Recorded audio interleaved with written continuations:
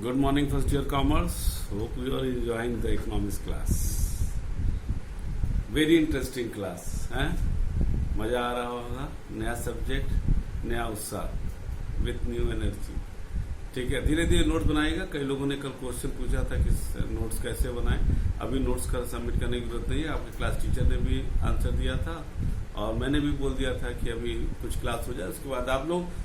लेकिन एक चीज एडवाइस देंगे कि नोट्स अपना जैसे जैसे चैप्टर हो नोट्स बनाइएगा. या एक चीज और बोलेंगे कि आप लोग जो है एक तो एनसीईआरटी की किताब ले लीजिएगा तुरंत, और एक कोशिश करिएगा फर्स्ट ईयर सेकंड ईयर साथ में ले लीजिएगा. और सीबीएसई भी की कोई भी किताब आप जा करके इंडियन जो इकोनॉमिक्स का है लेकिन लीजिएगा तो फर्स्ट ईयर सेकंड ईयर साथ लेना. वो इसलिए बोल रहे हैं क्योंकि कुछ जो आपके यूपी बोर्ड में जो इकोनॉमिक्स में चैप्टर्स आए हैं कुछ सीबीएसई के सेकंड ईयर में है तो कुछ फर्स्ट ईयर में है. इसलिए आपको प्रॉब्लम ना हो. That's why it is my advice कि please purchase the both year books एक साथ साइमल्टेनियसली आप खरीद लीजिएगा. तो क्योंकि अगले साल पढ़ना ही पड़ेगा तो वो हम लोग मिला करके उसको चल जाएंगे. मान लीजिए कुछ चैप्टर पढ़ा रहे हो सेकंड ईयर में आपके पास किताब नहीं है तो विल फेस द प्रॉब्लम. और एक एनसीईआरटी किताब ले लीजिएगा.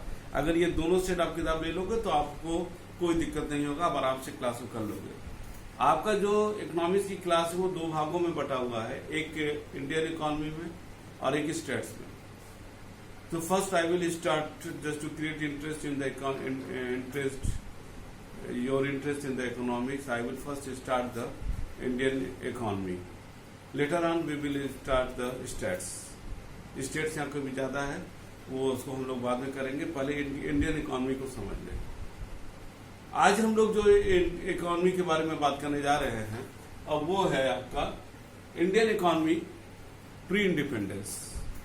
The position of Indian economy in the pre independence specially in the British rule में क्या था. Agriculture sector, industrial sector, service sector, infrastructure, ये all these things, export import we will discuss in each lecture. Today our lecture will depend upon the agriculture sector, pre-independence, especially in the British economy. First, I start the topic. First, we should understand what is the colonial economy. Colonial economy उसको कहते हैं जब किसी एक देश के अंतर्गत कई राष्ट्र, कई देश उसके नियंत्रण में काम करते हैं. जैसे ब्रिटिश गवर्नमेंट जब थी उसके अंडर में हमारा देश था. इसी तरह कई देश और भी थे जो उसके अंडर में काम करते थे. वो सारे देश ब्रिटिश कॉलोनियल इकोनॉमी के पार्ट, रिजिम के पार्ट माने जाएंगे. आपको जानकारी के लिए बता भी दें हम आपको, आज भी कॉमनवेल्थ गेम होता है. हम लोग नहीं समझ पाते हैं कि कॉमनवेल्थ क्या गेम होता है. ये कॉमनवेल्थ गेम उसी का होता है कि जो कभी ब्रिटिश रूल के अंतर्गत काम करते थे देश, उनके बीच में गेम होता है. चाहे भारत हो, जितने भी राष्ट्र हैं जो कभी थे. ब्रिटिश रूल में कौन कौन से थे उसके लिए कौन कौन से राष्ट्र थे उसके लिए एक सिंपल उपाय है कि आप कॉमनवेल्थ गेम में कितनी कंट्री भाग लेती हैं, उनका नाम क्या है, वो सब ब्रिटिश रूल में कभी न कभी रह चुके हैं. उनको हम लोग कॉमनवेल्थ गेम बोलते हैं. उस राष्ट्र के बीच में जो होता है, ऑस्ट्रेलिया भी है, इंडिया है, और भी तमाम देश हैं, सब मुझे याद नहीं है, उसको हम लोग कॉमनवेल्थ बोलते हैं. और इकोनॉमिक संबंधित बोलते हैं कॉलोनियल इकोनॉमी. ब्रिटिश हमारा देश 1947 में ब्रिटिश से आजाद हुआ था. अब it is the fact almost 200 सालों तक ब्रिटिश ने हमारे यहाँ रूल किया था. उसका रूल जो है कहीं पॉजिटिविटी भी है, नेगेटिविटी भी है. ठीक है, लेकिन ओवरऑल अगर हम जिस निकालते हैं तो ये निकल के आता है हाँ उन लोगों ने शोषण काफी किया था. क्योंकि वो भारत पर उनका कब्जा एक इकोनॉमी, एक मार्केटिंग पॉलिसी थी कि भारत पर उनका जो निगाह मूलतः था वो दो कारणों से था. पहला कि भारत रॉ मटेरियल के रूप में काफी रिच था, तो यहां से रॉ मटेरियल ले जाओ, वहां बनाओ. दूसरा, वही रॉ मटेरियल भारत में यूज कर दो क्योंकि भारत एक बड़ा राष्ट्र है जहां बहुत बड़ा मार्केट है.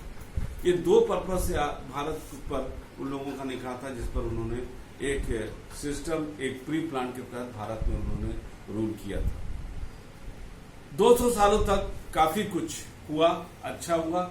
और बुरा हुआ, ये सब था, ठीक है ना। जब देश आजाद हुआ था उसके पहले भारत एक बहुत बड़ा कृषि प्रधान एग्रीकल्चर ओरिएंटेड कंट्री था। Almost 85% of the people we are engaged in those period in the agriculture sector, ठीक है ना, उसमें करते थे। और साथ ही साथ भारत में जो है उस समय जो हमारे हीरे जवाहरात मणिरत्नम से जो वर्क होते थे उसके लिए भी भारत उस समय काफी प्रसिद्ध था। इन सामानों का जो है भारत में बने सामानों का विश्व में काफी उसका उस समय मार्केट था, बहुत पूछ होती थी, यहाँ के कारीगरों की काफी भी पूछ होती थी, ठीक है ना।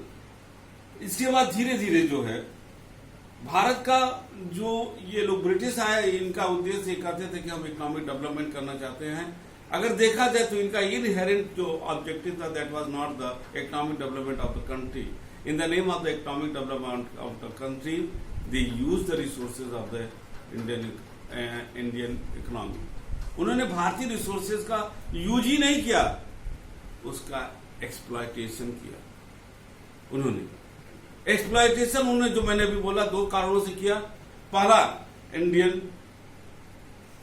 India is the rich in the resources, India is the vast market where they can sell their goods, ठीक है ना। और उस पीरियड में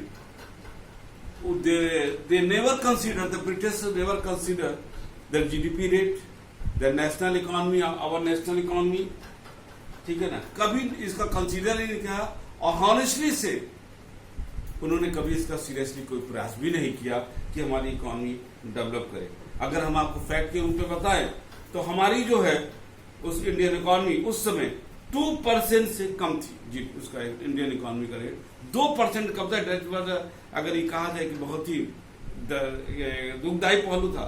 और जो प्रति व्यक्ति पर हेड जो इंक्रीमेंटल रेट था इंडियन इकोनॉमी में वो भी काफी कम था, 0.5% तक चुका था। ये हमारी सारी चीजें जो है थे। लेकिन हम इंडियन इकोनॉमी में हमारे देश के कुछ ऐसे लोग थे जिन लोगों ने जो है उस पर काम किया था इकोनॉमिक डेवलपमेंट के लिए। लेकिन चूंकि जब तक गवर्नमेंट, वो लोग कौन थे उसमें से आप हम नाम कुछ ले सकते हैं, Dadabhai Naoroji, William Digby, फेडरल सिराज, डॉक्टर V.K.V. राव और अच्छी देसाई, ये लोग जरूर थे। लेकिन एक चीज है, बिना without having the government support no country can be developed.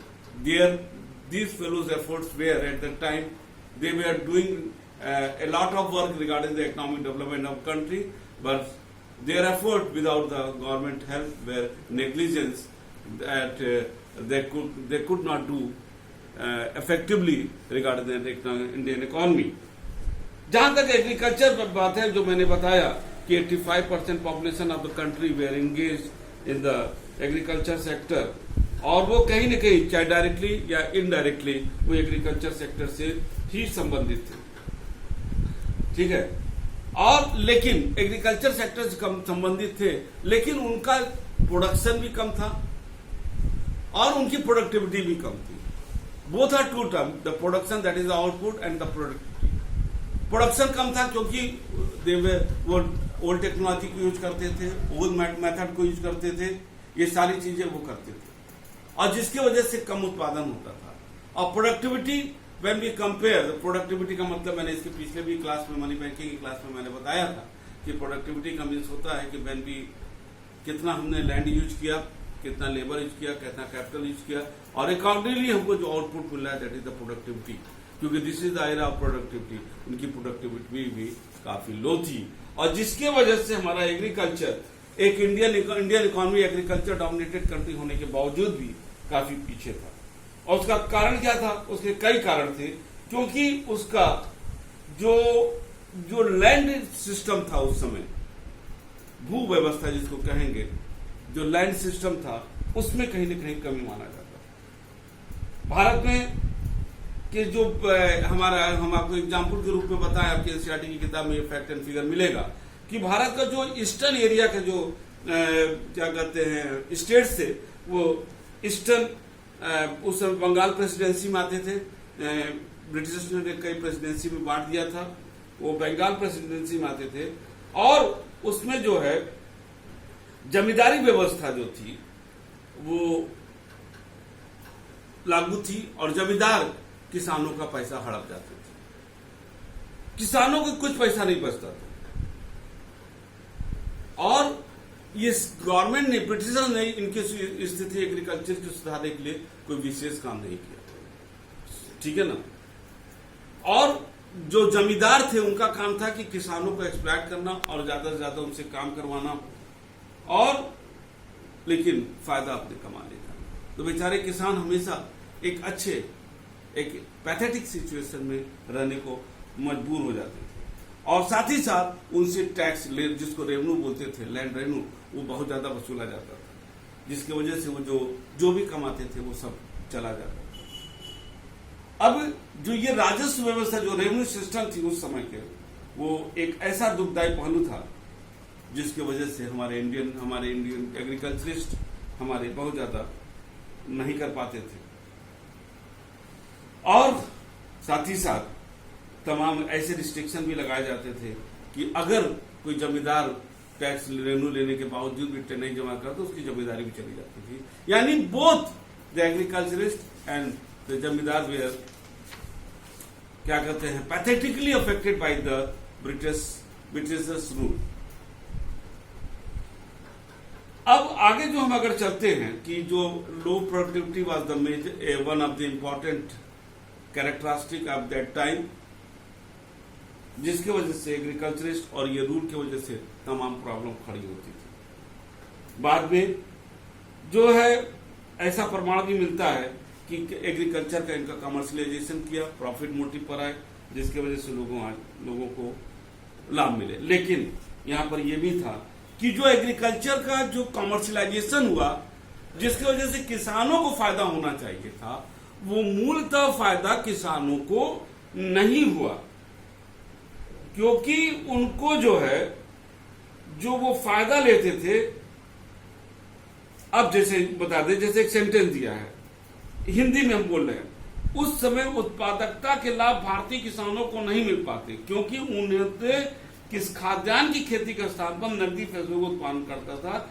जिसका प्रयोग अंततः इंग्लैंड में। अब देखिए आ गया, क्योंकि आपने कमर्शियलाइजेशन लाया, the British introduce the commercialisation in the agriculture sector, and the agriculturist, the rural people, regarding to cultivate the other goods, other commodity, they prefer the commercial goods, and these commercial goods were used by the Britishers for the input, for the raw material to produce the finished goods.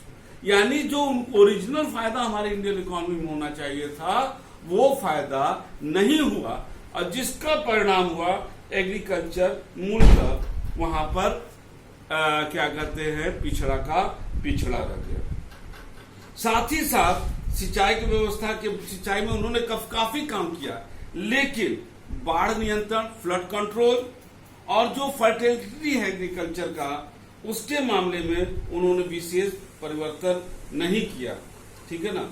और जिसका एक बड़ा कारण था कि न तो हम उससे बच पाए। इन्होंने किया जरूर, लेकिन कोई उसका, वो जो भी करते थे वो लगता था किसानों के लिए करते थे, लेकिन उसका उद्देश्य था कि वो उसी क्षेत्र में करते थे, उसी जगह करते थे जिसका आउटपुट और जिसके प्रोडक्ट को वो अपने इकोनॉमी में यूज कर सकते थे, अपने इकोनॉमी में वो यूज कर सकते थे। और जिसका परिणाम होता था कि वो क्या कहते हैं, ब्रिटिश इंडियन के लोगों को लाभ नहीं मिल पाता था, ठीक है ना। और वो लो प्रोडक्टिविटी के शिकार हो जाते थे। टेक्नोलॉजी पर ध्यान नहीं दिया गया, क्योंकि टेक्नोलॉजी ओल्ड रहती थी, और जिसके परिणाम स्वरूप ये सब जो है होते थे।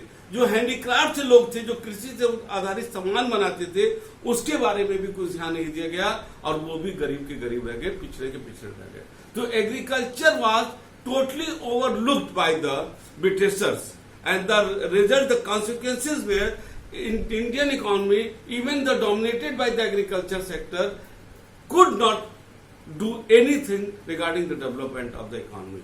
तो ब्रिटिशर्स ने इसको एक्सप्लॉइट किया और ये सारी चीजें हुई। हमारे ख्याल से इतना क्लास आपको समझ में आ गया होगा। नेक्स्ट क्लास में हम आपको जो बताएंगे रिगार्डिंग द इंडस्ट्रियल डेवलपमेंट। आपको hope you will enjoy this class. Next class we will meet. तब तक के लिए goodbye and thank you.